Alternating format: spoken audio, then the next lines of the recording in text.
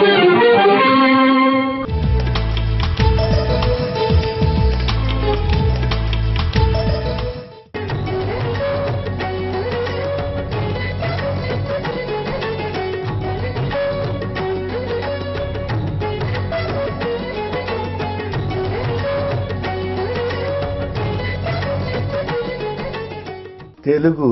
నాట ముఖ్యంగా చిత్ర పరిశ్రమలో కారణ జన్ములంటూ ఉన్నవారు నాగయ్య గారు.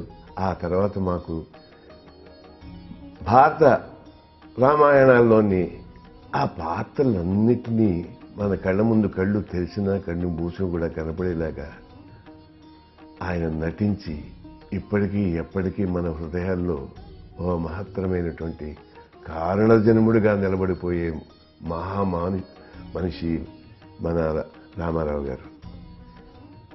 అటువంటి మహానుభావుడు మన తెలుగువాడు అవటం, మన తెలుగు చిత్రసీమకే కాకుండా ఆయన రాజకీయాల్లో ప్రవేశించి స్వతంత్రం వచ్చిన తర్వాత ప్రజల మధ్య నుంచే ఏ నాయకుడైనా ఏ ముఖ్యమంత్రి రావాలన్నా ఇది రెండోసారి ఆయన ప్రూవ్ చేశారు. మొదటిసారి టంగుటూరి ప్రకాశం గారు ప్రజల్లోంచి వచ్చిన బట్టి మహా ముఖ్యమంత్రిగా ఉన్నారు. ఆ తర్వాత 9 నెలల్లో ఆయన పార్టీ పెట్టి కాంగ్రెస్ పార్టీకి ఎదురు నిలిచి తెలుగు జాతి యొక్క ఆత్మగౌరవాన్ని కాపాడినటువంటి మహత్తరమైన తెలుగువాడిగా నేను గర్వపడతాను.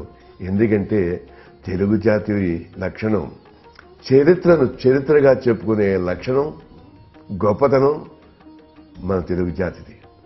అలాగే మన తెలుగు జాతి గౌరవాన్ని కాపాడినటువంటి మహానుభావుడు రామారావు గారు నలుదిక్కులా ఈ జాతి యొక్క ఔనిత్యాన్ని చాటిన వ్యక్తి అని, మహా ముఖ్యమంత్రి అని చెప్పుకోవటానికి నేను గర్వపడుతున్నాను. తెలుగు జాతిగా మా సినిమా పరిశ్రమలో మా అందరికీ కూడా మేము ఎప్పుడు కూడా నటులు ఆయనకి కానీ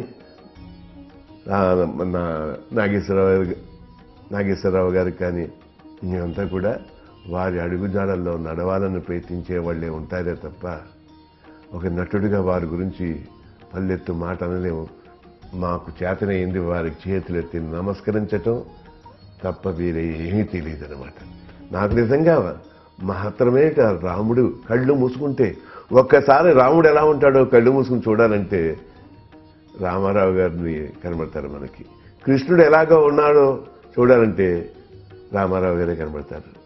ఒక్కటేంటి, భీష్ముడు తగ్గించి ఏ పురాణ పాత్ర వేసినా ఆ పాత్రలో అలాగే మన కళ్ళ దుర్యోధనుడు అలాగే కనబడతాడు.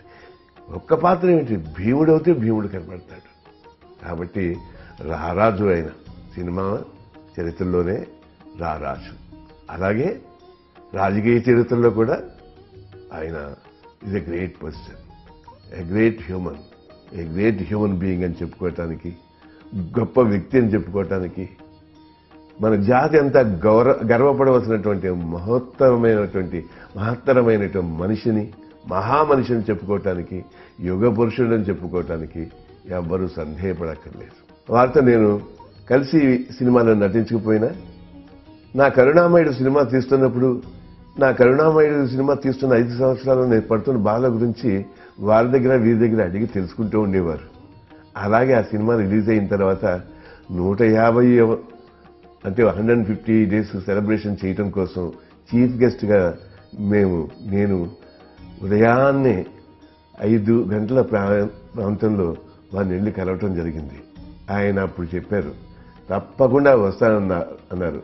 కానీ ఆనాడు ఒక విషయం జరిగింది, అందరికీ తెలిసిన సంగతే. అదేంటంటే దివిసీమ ఆ రోజు వచ్చినట్టు సంక్షోభం వల్ల ఆ 150th డే ఫంక్షన్ చేయలేకపోయాం. ఆయన దగ్గరికి వెళ్ళి చెప్పాను కూడా, ఇలా చేయలేకపోతున్నానండి, ఇలా జరిగిందంటే, అవును ఈ సందర్భంలో దాని గురించి నువ్వు ఖర్చు చేసి ఆ ఫంక్షన్ గురించి చేయవలసిన డబ్బంతా కూడా ఆ వారి కోసం ఖర్చు పెట్టి బాబు అని చెప్పారు, ఆస్వాదించారు. ఆయనతో నేను మర్చిపోలేని సన్నివేశం నాకు ఎప్పటికీ గుర్తుండిపోతుంది.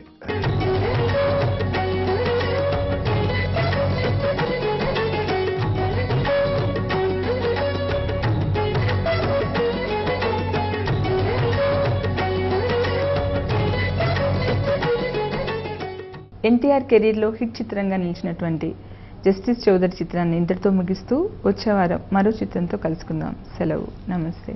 నూటికో కోటికో ఒక్కరు